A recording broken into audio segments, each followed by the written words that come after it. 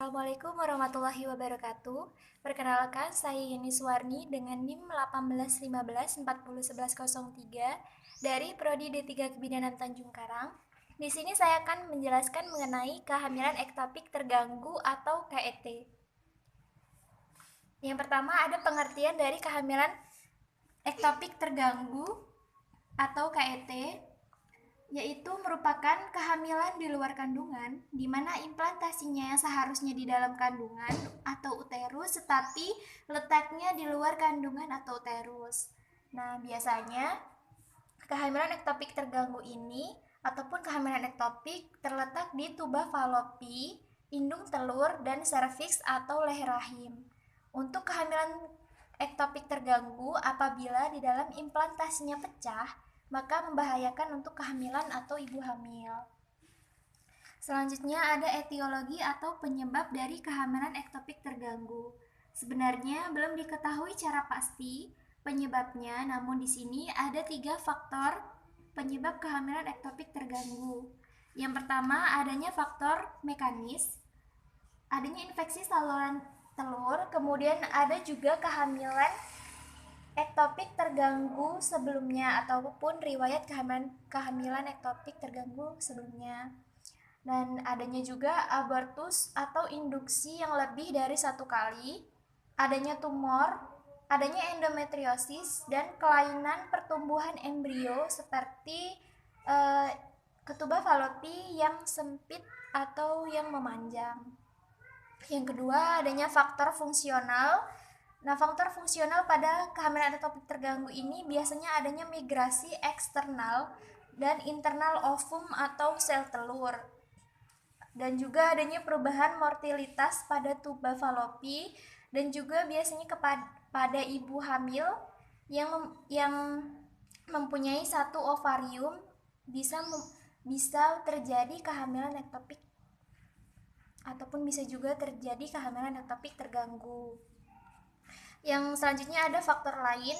Faktor lain ini yang biasanya terjadi adanya kelainan zigot, yaitu kelainan kromosom, adanya penggunaan hormon estrogen pada kontrasepsi oral, adanya pembesaran ovarium, dan juga pemakaian antibiotik pada tuba sehingga tuba menyempit, dan faktor usia atau umur lebih dari 30 tahun.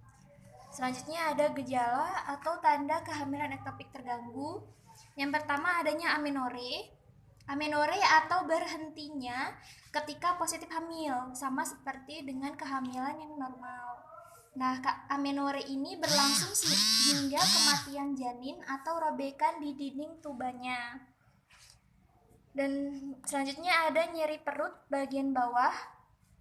Nah, biasanya juga nyeri perut atau ruptur pada tuba falopi disebabkan adanya peregangan pada tuba sehingga nyeri dapat menjalar ke seluruh tubuh bagian bawah.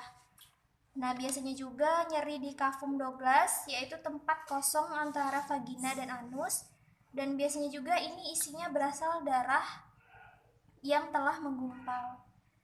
Selanjutnya ada perdarahan pervaginam pada kehamilan ektopik terganggu akibat kematian janin dan perlepasan dinding rahim terluar, dan juga adanya robekan di dinding tuba falopi.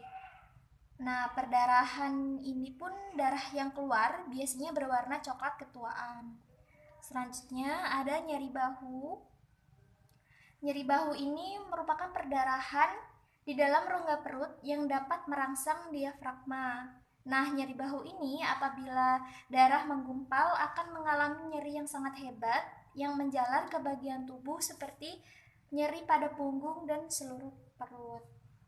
Nah, yang selanjutnya adanya diagnosis pada kehamilan ektopik terganggu. Diagnosis ini dilakukan dengan beberapa cara, karena secara kasat mata tidak bisa dideteksi, tetapi yang paling kelihatan atau paling tampak itu ibu pucat, ibu merasa kesakitan, adanya tanda-tanda syok, dan juga adanya nyeri rongga perut disertai dengan adanya perdarahan. Nah, untuk diagnosis yang pertama dilakukan dengan tes kehamilan sama dengan kehamilan normal. Dan yang kedua ada pemeriksaan umum. Pemeriksaan umum ini biasanya dilakukan pemeriksaan fisik seperti pemeriksaan pada wajah, apakah ibu pucat atau tidak, dan ibu merasakan kesakitan atau tidak.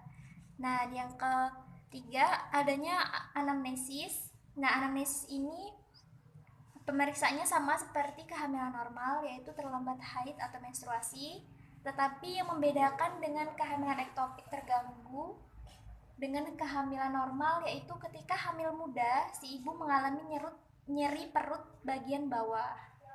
Nah, yang selanjutnya ada pemeriksaan ginekologi. Nah, pemeriksaan ini biasanya adanya nyeri pada serviks atau leher rahim. Selanjutnya ada pemeriksaan pada bagian laboratorium, yaitu si ibu akan diperiksa bagian hemoglobin dan juga jumlah sel darah merah.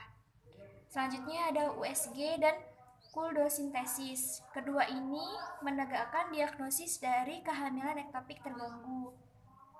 Untuk USG ini biasanya ditemukan ataunya adanya temuan kantong gestasi di luar uterus ataupun rahim. Dan untuk kuldosintesis ini apakah pemeriksaan dilakukan di kafum Douglas apakah terdapat darah atau tidak. Biasanya kalau misalnya terdapat darah, kemungkinan ibu mengalami kehamilan ektopik yang terganggu ataupun tidak. Selanjutnya ada penata laksanaan dari kehamilan ektopik terganggu, yaitu dilakukannya operasi laparoskopi atau operasi lubang kunci. Dan yang kedua adanya pemberian obat metotrexatat. Nah, ini dilakukan biasanya kepada dokter. Yang selanjutnya ataupun yang terakhir adanya pencegahan terhadap kehamilan ektopik terganggu. Hindari merokok dan juga hindari seks beresiko ataupun seks bebas. Terima kasih, semoga bermanfaat bagi kita semua. Wassalamualaikum warahmatullahi wabarakatuh.